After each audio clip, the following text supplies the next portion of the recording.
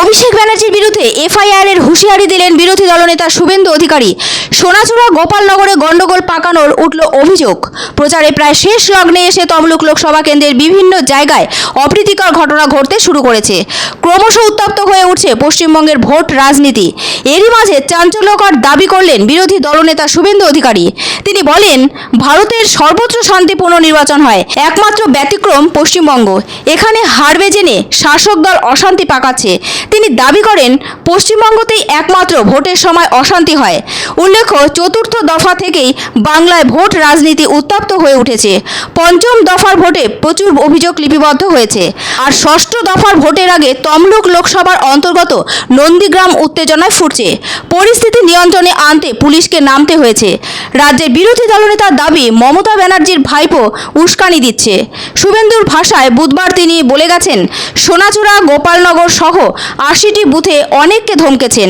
নন্দীগ্রামের বিধায়ক তথা বিরোধী দলনেতা শুভেন্দু অধিকারী এদিন সেখানে যান। বলেন, আমি শেষ দেখে ছাড়ব। আরও বলেন, এফআইআরে ভাইপোর নাম দেওয়া হবে। উল্লেখ্য, ভোট নিয়ে প্রতিদিন দীর্ঘ পথ পাড়ি দিচ্ছেন শুভেন্দু অধিকারী। কোনোদিন তিনি বসিরহাট লোকসভায় থাকছেন, তো কিছুক্ষণ পরই আরও এক লোকসভা কেন্দ্রে পৌঁছে যাচ্ছেন। ভোটের বিজ্ঞপ্তি প্রকাশের দিন থেকেই উত্তরবঙ্গ চষে বেড়ান তিনি। এখন দক্ষিণবঙ্গের অনেক জেলায় ভোটের প্রচার চলছে। সব কেন্দ্রেই জোরদার প্রচার চালাচ্ছেন শুভেন্দুবাবু। পূর্ব মেদিনীপুর জেলা বরাবরই অধিকারী পরিবারের গড় বলে পরিচিত। আর এখানে এবার দুই কেন্দ্রে হাড্ডাহাড্ডি লড়াই চলছে তৃণমূল বিজেপির মধ্যে। তমলুক কেন্দ্রে প্রার্থী হয়েছেন কলকাতা হাইকোর্টের বিচারপতি পদ থেকে পদত্যাগ করা অভিজিৎ গাঙ্গুলি। অন্যদিকে তৃণমূল প্রার্থী করেছে তাদের আইটি সেলের প্রধান দেবাংশু ভট্টাচার্যকে। ভোট যত এগিয়ে আসছে ততই যেন জমে উঠছে এখানকার প্রচার পর্ব। তার মাঝেই দু একটি অপ্রীতিকর ঘটনাও ঘটছে। এ ব্যাপারে তৃণমূলের সর্বভারতীয় সাধারণ সম্পাদক অভিষেক ব্যানার্জি যেমন জোরদার প্রচারে নেমেছেন, তেমনি নিজের গড়ে জোর প্রচার চালাচ্ছেন শুভেন্দু অধিকারী। অনেকের মতে এই কেন্দ্রে প্রেস্টিজ ফাইট, তাই কেউই এক চিলতে জমিও অন্য কাউকে ছাড়তে রাজি নয়। 2019 সালের নির্বাচনে এই কেন্দ্রে 50% ভোট পেয়ে জয়ী হয়েছিলেন শুভেন্দু অধিকারীর ভাই দিব্যেন্দু অধিকারী। 2016 সালের উপনির্বাচনে প্রথমবারের জন্য এই কেন্দ্রে সাংসদ হন দিব্যেন্দু অধিকারী। তার আগে এই কেন্দ্রে সাংসদ ছিলেন শুভেন্দু অধিকারী।